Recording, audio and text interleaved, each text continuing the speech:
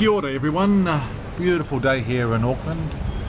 A couple of hours and I'm off to work, but in the meantime I thought I'd give you a very quick gaming update.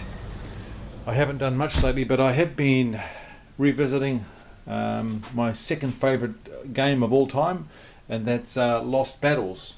And I'm not sure how many of you have a copy of this because it's sold out of print now. It's not being reprinted and costs a small fortune, but absolutely amazing game, Lost Battles.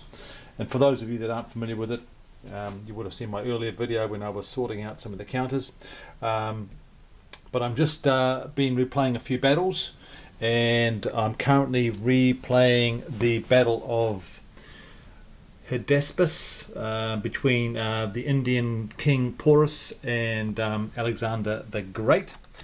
And I've played it once, and Alexander prevailed, and just set it up for another game. And just a quick look at the setup here. So this is King Porus, this side of the battlefield, and his army is made up primarily of levy archer infantry, with a large contingent of Indian cavalry, and he's got pretty much sort of average cavalry on each wing.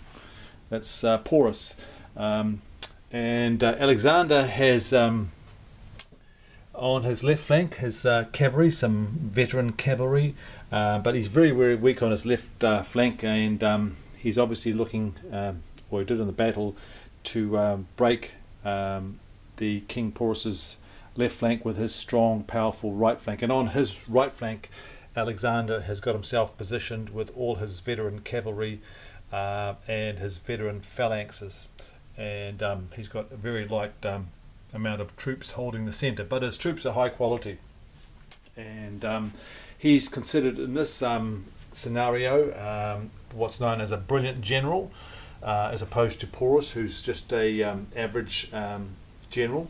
So the advantage of being a brilliant general in this mechanic is that he can switch game turns, so effectively can get 2 turns in a row, and so very difficult for Porus here to prevail. But the game is set up as such that even if you lose the battle, you can still effectively win the game. Quite a unique mechanism. I'm not going to go into it now, but you know, for those that aren't fully familiar with Lost Battles, it's very much how can I describe it? Philip, you can describe it better. You're probably going to watch this video. It's a simulation to try and recreate historical battles based on the best available evidence, and this model helps you test different theories. Absolutely fantastic. Haven't played it a great deal in recent years, but very pleased to have got it out again, and kudos again to Philip Sabin for making one of the most unique and amazing war games out there. I've got a couple of copies of his book of Lost Battles. This is the hard copy, and the fun of this game for me is just reading up on the battles, and also looking at Philip's reasoning and logic behind the rule mechanics, which ties in with all the history and so forth. Just terrific. And as I've mentioned it before, the quality of the components in this game is astounding. So I created this sheet here where I record my battles and just keep a track of them.